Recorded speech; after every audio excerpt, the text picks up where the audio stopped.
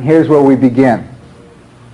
We left off previously with what used to be called the entire nation of Israel, which we have identified as a rough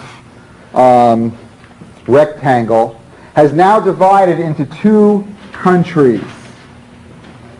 The northern part of the country is now called Israel.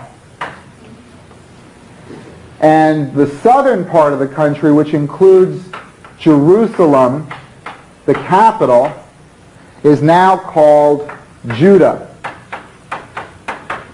So where we had two countries, where we had one country, we now have two countries. In Jerusalem, Judah is ruled still by a king, the descendant of David. David's grandson and great-grandson and so on still ruled on the throne in Jerusalem. Except instead of ruling over the whole country, they're only ruling over, the bottom third. And the country has been divided. Now, both countries, Israel and Judah, considered themselves to be worshipers of Yahweh. So when northern Israel split away, when the northern kingdom split away, they didn't stop being Israelites. They didn't stop worshiping Yahweh. In fact, a lot of the stories that we've been reading up until this point, like the stories about the Exodus or the stories about the Judges, a lot of those stories originated in the north. And they had nothing to do with Judah, and Judah doesn't even come into the stories. I didn't really point that out. So we have really two separate traditions of Yahwism that developed almost independently. In the north, they still talk about the Exodus. When they think of what defines them as Israelites, they think about the Exodus and the stories of Moses. But in the south, as time goes on, they speak more and more of stories regarding King David, and stories regarding the temple, and stories about priests. And so a whole different tradition about Yahweh arises in Jerusalem that supports the Davidic kingship. In the north, they still kind of support tribalism. So this is where we are domestically. Now, while all this is going on domestically, what's going on internationally in the region that affects Israel? Our class today is going to be very political and very historical. I'm going to be talking about the way nations interact and the kinds of policies and what happens from them. It'll all tie in at the very end of class today with the formation. This is where we're going. We're going to the development, the formation of a whole new way of looking at Yahweh, a whole new way of looking at theology, which I'm going to call Zion David theology. But up until that point, this is going to be very political. Okay, so where we left it, I was going to talk about foreign policy first. Let me mention that. When we first encounter Israel as a nation, Egypt dominates the region. And Egypt continued to dominate the region through the period that we might identify as Mosaic, through the period of the Judges, through the period of some of the early kings. But roughly coinciding with the beginning of David's reign, which, as I told you, is the first date I want you to memorize, is a good handle, a good hook to hang things on, 1000 BCE. At the very moment that David rose to power, Egypt went into tremendous decline. And there really was nothing internationally that could fill the vacuum. I mean, similar things going on today in Europe. I mean, all of the alignments in Europe are shifting, and nobody knows quite where they're going to fall, or even more internationally. Everything is shifting in the relationship between Europe and North America and Asia. And all these things are realigning right now as a result of the fall of the Soviet Union. Well, this kind of thing is always happening. So Egypt declines. There's nothing to fill the vacuum, so all of these second and third level countries, like Israel, they filled in the vacuum. And so Egypt's decline corresponds with a rise in the fortunes of Israel under David and Solomon.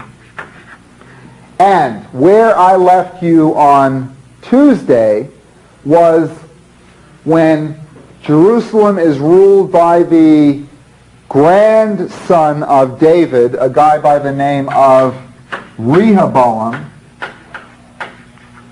and the north splits off under the leadership of a new non-David king by the name of Jeroboam. So we have Jeroboam ruling the northern kingdom, Israel, and Rehoboam, the grandson of David, ruling the southern kingdom, Judah. So that's a brief explanation of where we find ourselves at the beginning here. Okay, few interesting things begin to happen. As I said, Jeroboam appealed to the old tribal system in pulling the north away when he said, to your tents, O Israel. What have we to do with David or the son of Jesse?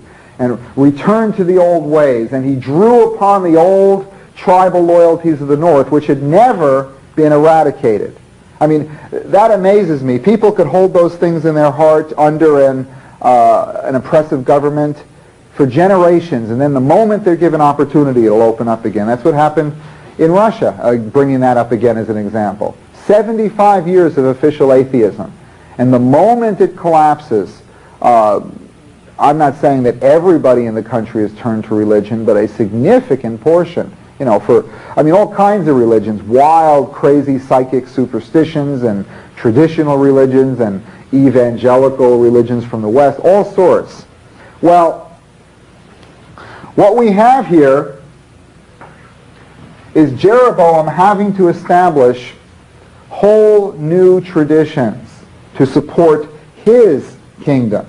So what he does, and this is the thing that in its present form the Deuteronomist thinks is just the worst thing that he did, he established two sanctuaries to Yahweh. One up in the north here in Dan, and one in the south, which now is just north of Judah, in Beersheba. So he set up these shrines, and he set them up with a rival professional priesthood, and he said, everybody in the north, you now worship Yahweh in Dan and Beersheba. These are the official, these are the royal sanctuaries. And you notice, he makes it more convenient by having one in the north and one in the south. He says, don't worship Yahweh in the temple that Solomon built in Jerusalem, because Jeroboam properly recognized that if they were loyal to the cult of Yahweh in Jerusalem, it's a very short jump from there to being loyal to the house of David. So he established these rival shrines. But by so doing,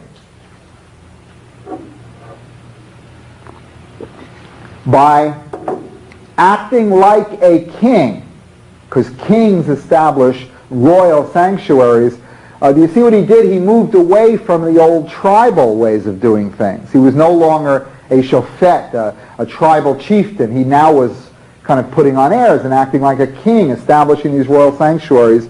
And what we see in that are the seeds of the instability that ultimately brought down the northern kingdom. And by the end of class today, the northern kingdom will be no more. It will cease to exist. So what we see in the very first monarchy in the northern kingdom are the seeds of its destruction. Okay.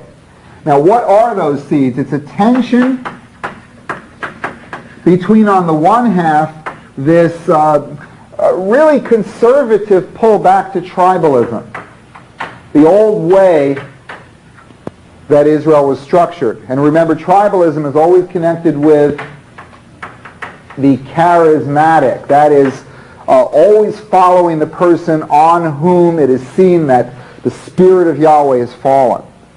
And then, but on the other hand, it's a tension between two things. And on the other hand, we have the pull towards establishing a full monarchy. Because, after all, Jeroboam is human too, and he wants to be king, and he wants to live in a palace, and he wants to be able to order around all sorts of servants, so he starts acting like a king. And this tension, which was pretty much resolved in the south, because in the south there was going to be a son of David, no question. That was resolved. But up here, on the one hand, they were establishing dynasties, but on the other hand, they were always looking to follow the next shofet, the next person with charism. Okay, or charisma, probably. We'd want to say it that way. Okay, so this is the situation.